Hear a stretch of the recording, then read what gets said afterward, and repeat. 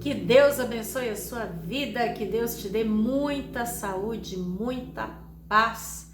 Lembrando que se você está se sentindo um pouco perdido, um pouco perdida, sem saber como agir, o que fazer, eu quero te aconselhar a meditar na palavra de Deus, porque ela é lâmpada para os seus pés, ela é luz para o seu caminho.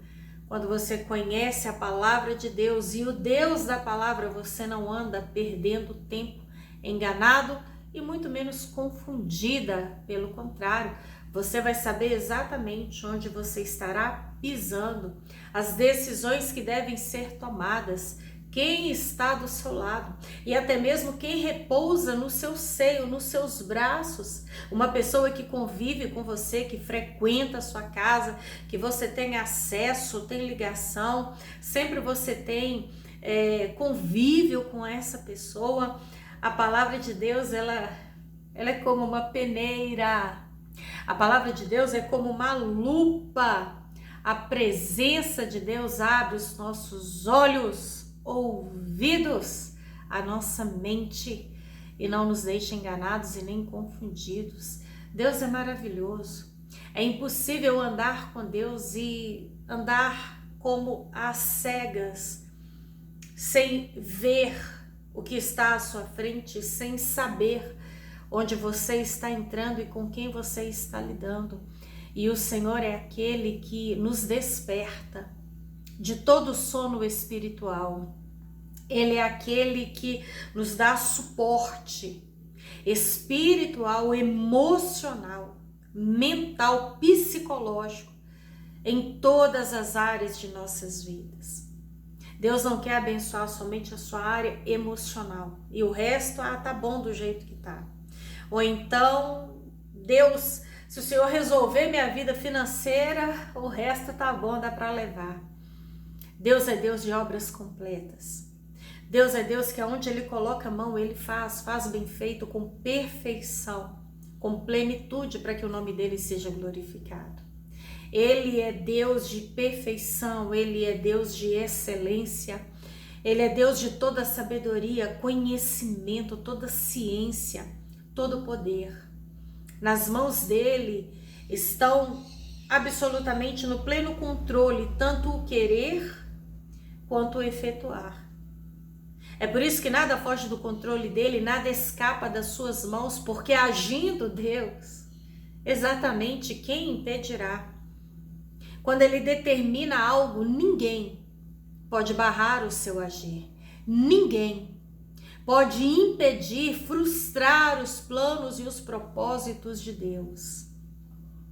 É por isso que nós precisamos mergulhar nessa palavra, meditar nessa palavra, porque tem coisas que nós, entre aspas, podemos programar ou planejar dentro da capacidade que Deus nos dá. Uma viagem, um passeio, de repente o período de férias, um tempo de descanso, uma festa, e é tão gostoso, né? Quando a gente tem tempo para se programar, quando a gente consegue, né, dividir ali quem vai levar o quê, quem vai ajudar a pagar o quê, quem vai, quem não vai, o lugar, da forma que será, né? Isso é muito gostoso, isso é muito prazeroso, isso é um refrigério para a alma, algo novo, né? Sem rotina de trabalho, aquela mesmice do dia a dia, com vida, com saúde, isso é muito gostoso. Muitas coisas Deus nos capacita a planejar, embora só Ele sabe como será. E ainda que façamos planos, nós temos que ter a consciência de que o único que conhece o futuro e está no amanhã, no daqui a pouco, é somente Ele. Nós não temos controle do fôlego de vida, ou do amanhã, ou daqui a 1 minuto, 5, 2 segundos nas mãos. Nós sonhamos, nós planejamos, mas lembrando que só Ele sabe como será, o que acontecerá, quem estará lá. É só Deus que tem pleno e absoluto controle sobre todas as coisas.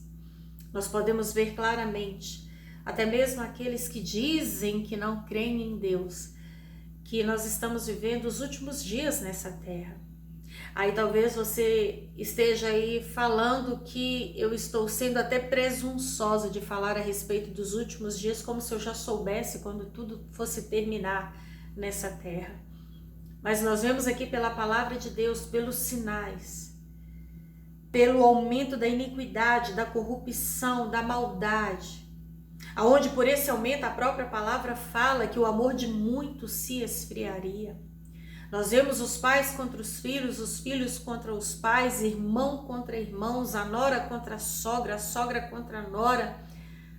Nós vemos o ódio, a perversidade, a crueldade, a impiedade, fome, miséria, enfermidades, guerras, pestilências, frieza espiritual.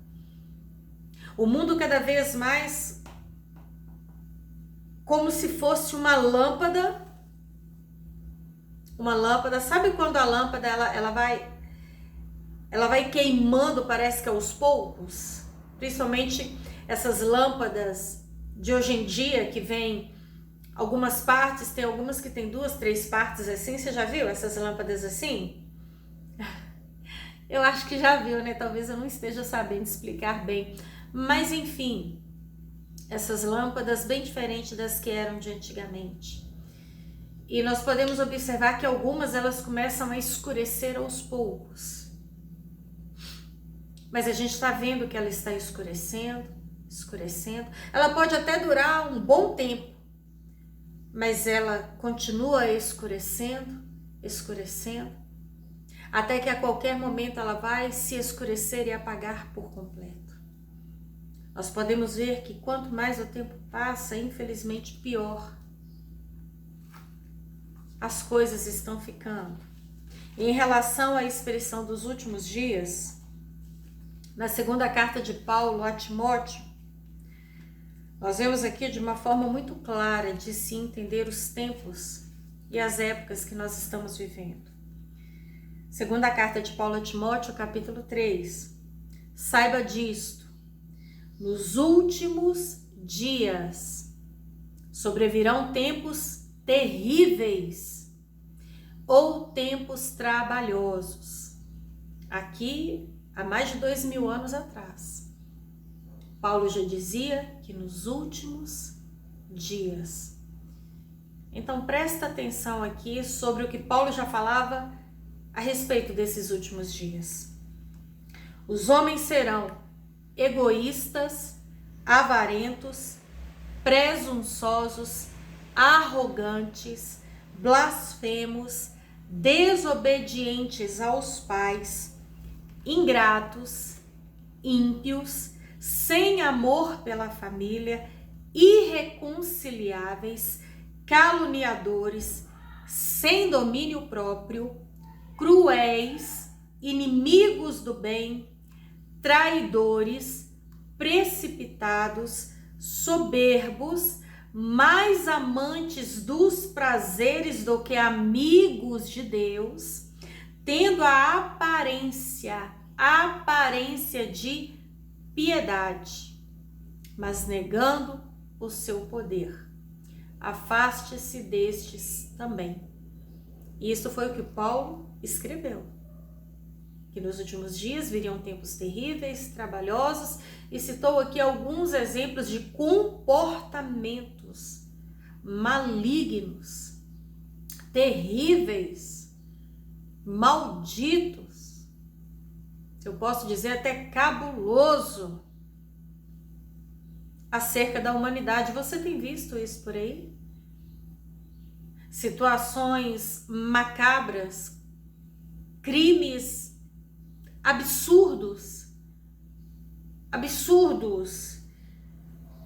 tanta maldade, tanta malícia, imoralidade, pornografia, tanta distorção, depravação, tanta imundície, tanta injustiça. Você tem visto isso por aí? E outra coisa também, a respeito dos últimos dias. Nós vemos no livro de Atos, capítulo 2, logo após a ascensão de Cristo, quando ele voltou para o Pai. E ali nós vemos a busca dos discípulos juntamente com as mulheres, onde eles se reuniam sempre em oração, em comunhão. E naquela busca onde o Senhor Jesus falou, ficar em Jerusalém até que do alto sejais revestidos de poder, então naquela constância, aquela unidade, aquela obediência, em união, segundo a ordem de Cristo, o Espírito Santo veio, os encheu, os batizou ali com poder, com línguas como de fogo, e se cumpriu essa profecia maravilhosa que Joel já havia predito lá no Antigo Testamento. E quando ali o Senhor fez algo sobrenatural, aonde os tomou com línguas, ali aquelas línguas estrangeiras com vários idiomas, porque na festa de Pentecostes havia muitos povos, enquanto aquelas nações estavam ali reunidas e os discípulos foram tomados e cheios pelo poder do Espírito, capacitados para pregar o Evangelho de Cristo e cumprir o ide do Senhor, eles ouviram falar de Deus em suas próprias línguas maternas. E quando Pedro, cheio do poder do Espírito, este mesmo Pedro que outrora o negou a Cristo por medo, por 3 vezes o negou, agora cheio do poder, porque quando o Espírito Santo vem, ele fortalece, ele capacita, ele dá coragem, ousadia, sensatez, equilíbrio, unção, poder. E então Pedro, ele começa dizendo aqui, diante de todas aquelas nacionalidades, nos últimos dias, diz Deus, derramarei do meu espírito sobre todos os povos. Os seus filhos e as suas filhas profetizarão, os jovens terão visões, os velhos terão sonhos. Sobre meus servos e as minhas servas derramarei do meu espírito naqueles dias, e eles profetizarão. Nos últimos dias, então, aqui a gente vê também já esse indício desses últimos dias, a partir dali, contados para o Senhor, porque 1000 anos para Deus é como um dia e um dia é como 1000 anos. E então o Espírito Santo veio e até hoje ele é derramado sobre a vida de todo aquele que nele crê. O Espírito de Deus, o Espírito da verdade, o Espírito de Cristo, o Espírito consolador, que capacita a igreja com os dons espirituais para a edificação do corpo de Cristo e a pregação do Evangelho com poder e unção. Sinais que acompanham aqueles que creem. O Espírito Santo que nos capacita com fruto do amor, da paz, da alegria, mansidão, bondade, amabilidade, domínio próprio, longanimidade. O Espírito Santo veio para nos conduzir a toda a verdade, é Ele. O único capaz de convencer o ser humano pecador do pecado, da justiça, do juízo. O Espírito Santo que nos auxilia, que nos ajuda, que até mesmo intercede por nós com gemidos inexprimíveis, porque de nós mesmos não sabemos orar como convém. Mas aquele que conhece a mente de Deus intercede por aqueles que creem no Senhor. É aquele que sonda a mente, sonda o coração, conhece o nosso assentar, o nosso levantar, o nosso agir, o nosso trabalhar, descansar, o falar, ou antes mesmo de falar, ele já nos sonda e nos conhece. Se subirmos ao mais alto céus, ali ele está. Se fizermos a nossa cama no mais profundo abismo, ali ele está.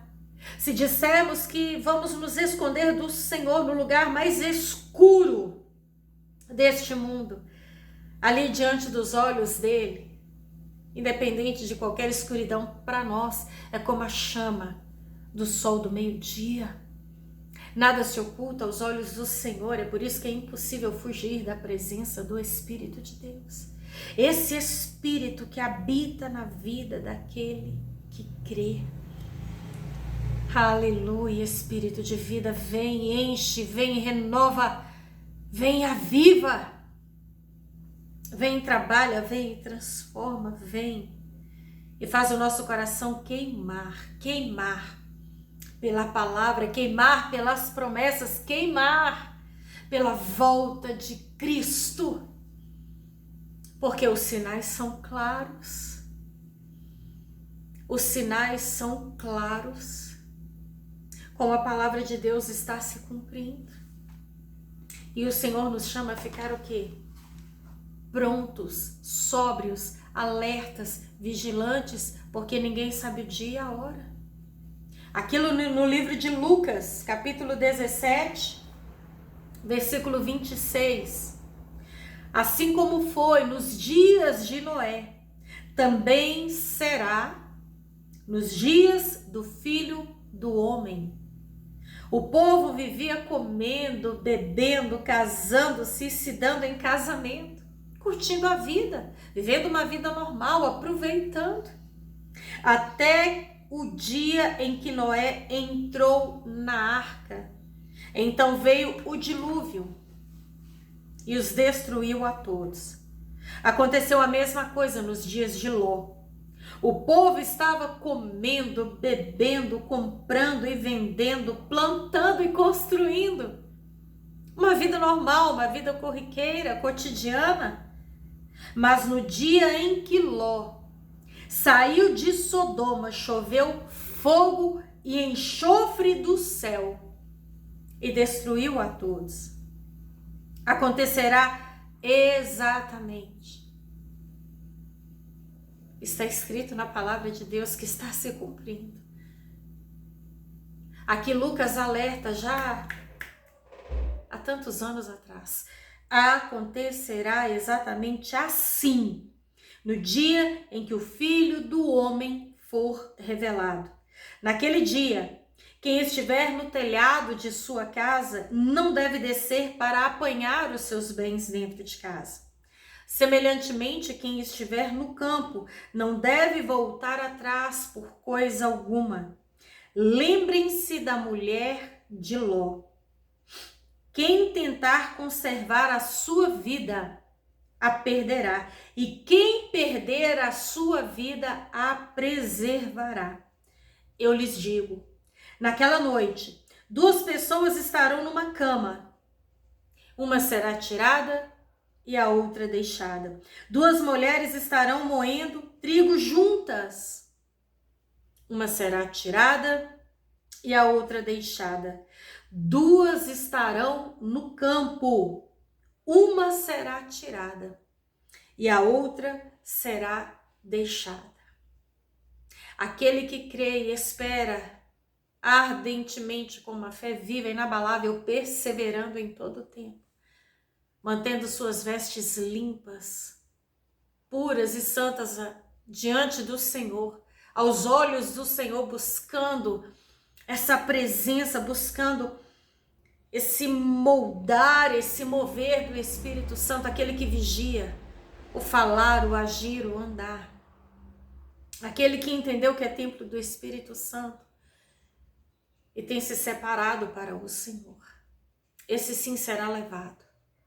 Mas ainda que sejam 2 pessoas, unha e carne, ainda que sejam uma só carne, marido e mulher, aquele que for fiel ao Senhor e crê no Filho de Deus, que é o Senhor e Salvador, o único sangue capaz de libertar, de salvar, esse sim será levado. Mas aquele que não crê, infelizmente ficará para trás. E esse mesmo Lucas, voltando um pouco no capítulo 12, a partir do versículo 35, ele torna a alertar sobre estar prontos para servir e conservar acesas as candeias. Esse pronto para servir aqui na tradução de hoje quer dizer o quê? Esteja preparado para tudo, enquanto é tempo.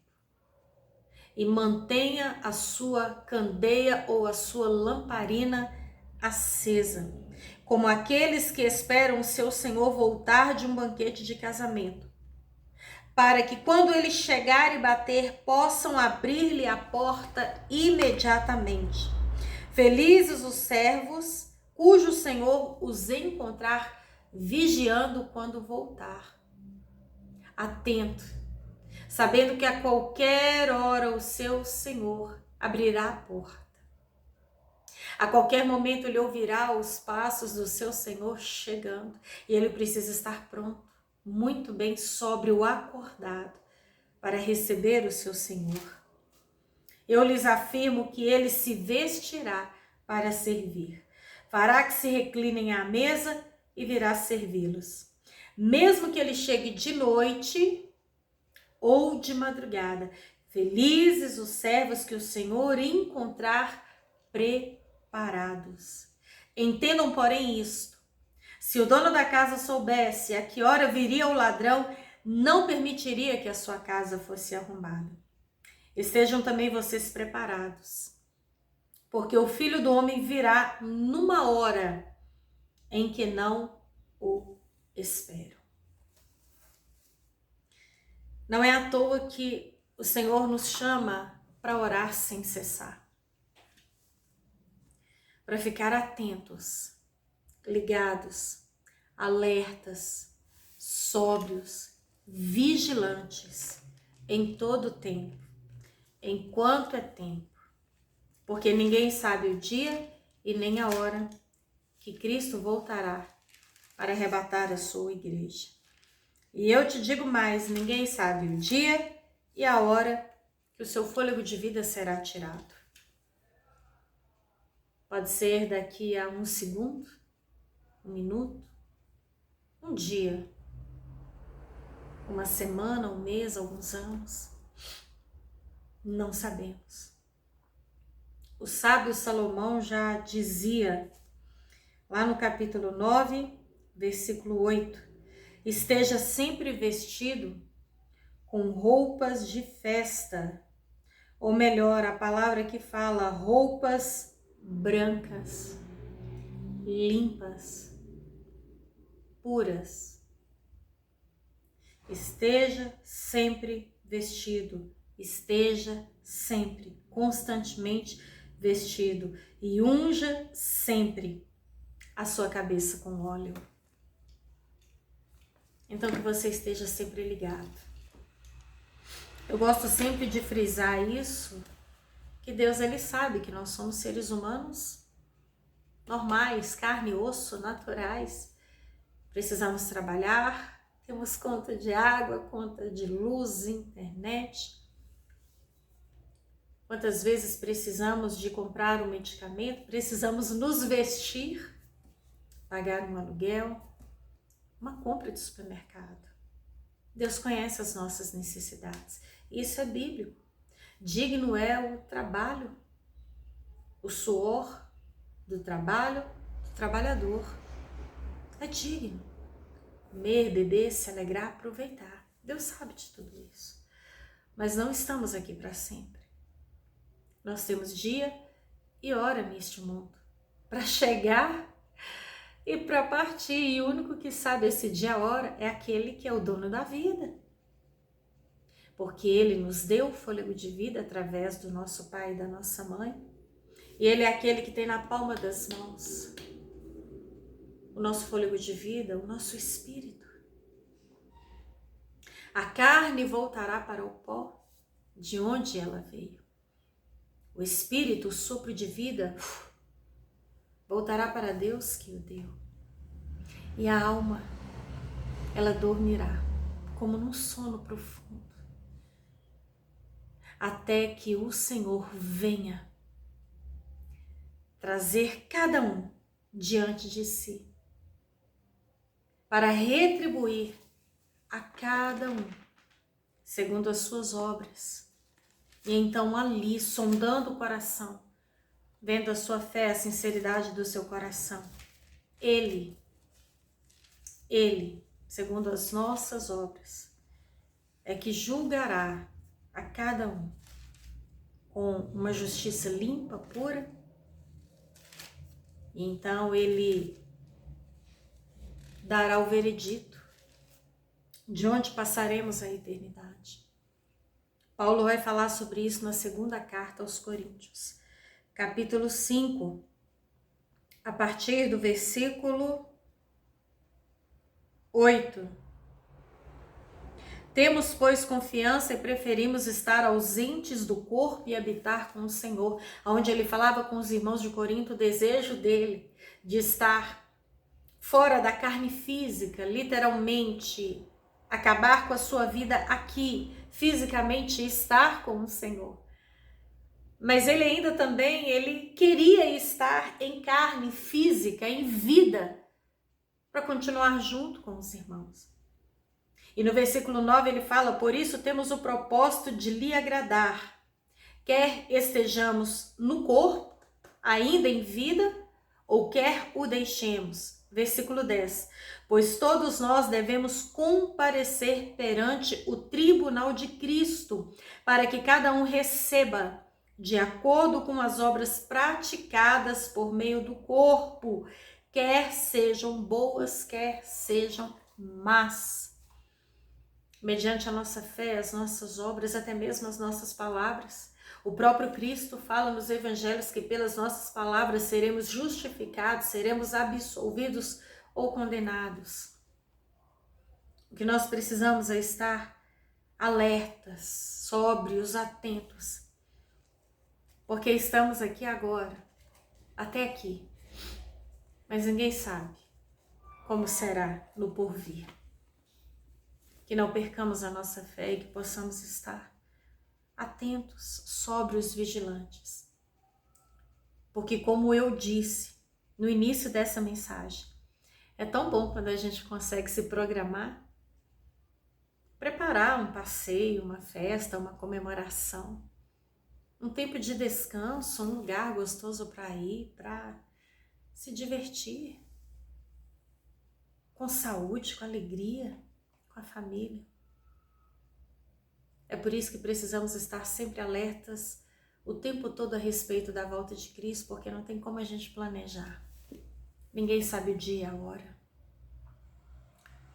E que quando ele vier, caso ele não nos leve antes desse evento extraordinário e único em toda a humanidade, desde que o mundo foi criado, que possamos estar atentos e com alegria e segurança no coração, de não temer, pelo contrário, de confiar e de ter essa alegria da salvação dentro de nós. Cuide das suas coisas, cuide da sua família, cuide da sua saúde, aproveite bem a vida, mas nunca se esqueça, você não trouxe nada, não levará nada. E o que adianta o homem ganhar o mundo inteiro e perder a sua alma? É por isso que Jesus disse sobre ajuntar tesouros no céu, onde a traça, a ferrugem não destrói, não corrói, e o ladrão não tem poder de arrombar e nem de roubar. Guarda o teu coração, sobre tudo que se deve guardar. Mantenha sua mente nas coisas do alto e jamais perca a sua fé, porque sem fé é impossível agradar a Deus e o justo viverá pela fé. Não desista, não perca a esperança, mas olha para o alto, olha para aquele que é perfeito. É dele que vem a resposta que você precisa, a segurança, o conforto e a alegria aqui, já no porvir. Que Deus te abençoe e te guarde e que você tenha uma fé, ainda que do tamanho de um grão de mostarda, que seja suficiente para mover montanhas de lugar. Que Deus te abençoe e te guarde. Em nome de Jesus. Amém?